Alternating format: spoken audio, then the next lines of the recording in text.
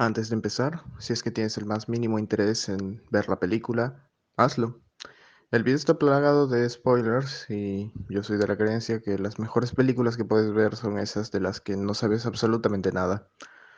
De todas formas, creo que mi análisis no afecta en la experiencia de verla, pero considéralo, no te arrepentirás. Es difícil explicar mi amor por el cine. Desde que descubrí que este podía ser más que entretener a una audiencia, mi vida ha cambiado mucho. Mencionar cuáles son mis películas favoritas de todos los tiempos implicaría muchos esquemas subjetivos sobre cómo he conectado con ellas, pero es distinto con Paris, Texas. Normalmente soy una persona muy fácil de convencer. Muchas de mis reseñas en Letterboxd están llenas de 10. Probablemente porque estoy aprovechando el tiempo que no tuve antes en mi preparación académica en ver estos clásicos imperdibles y joyas ocultas de los que escuché por tanto tiempo. Pero, ¿por qué Paris, Texas es diferente? Paris, Texas empieza con Travis, el protagonista de la historia, vagando por el desierto, presuntamente sin rumbo, pero siempre en la misma dirección. El hermano de Travis iría a buscarlo después de un incidente en el que nuestro protagonista termina en el hospital.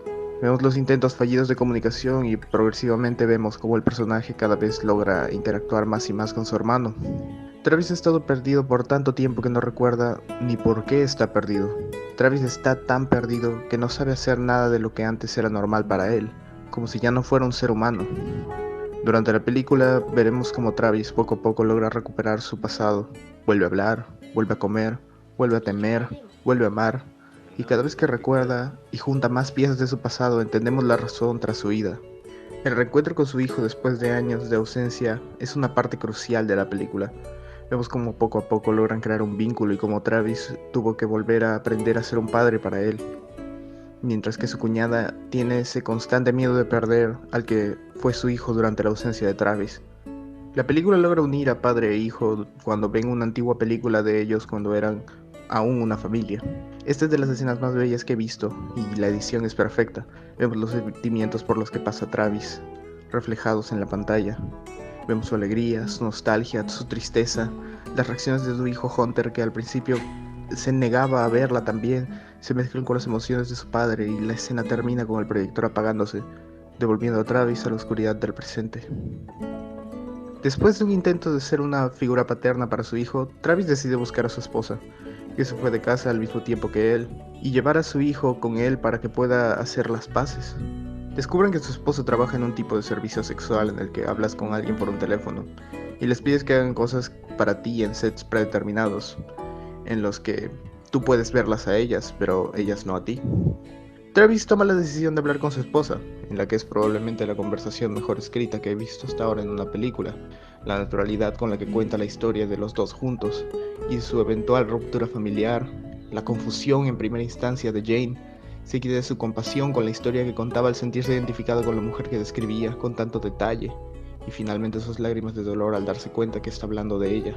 Es una escena larguísima, en la que nos sumergimos en los sentimientos de ambos personajes, su honesto arrepentimiento por sus decisiones del pasado, pero este arrepentimiento no es suficiente para un perdón absoluto, y si fuera así, creo que no sería la gran historia que es.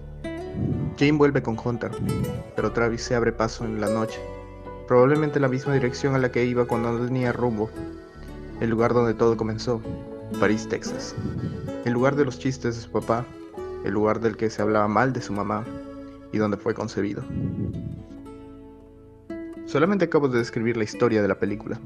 Honestamente hay mucho de lo que hablar. La fotografía es bellísima, los colores están muy saturados y nos presenta un mundo que es mucho más sombrío de lo que aparenta. Un mundo que se opone a Travis, que es una mejor persona que la imagen enigmática y misteriosa que vemos al principio.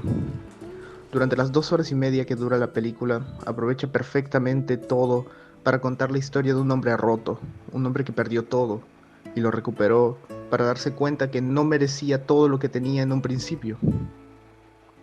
Travis cambia durante el transcurso de la película, pero eso es porque la película empieza con un Travis que no sabe a dónde va ni por qué.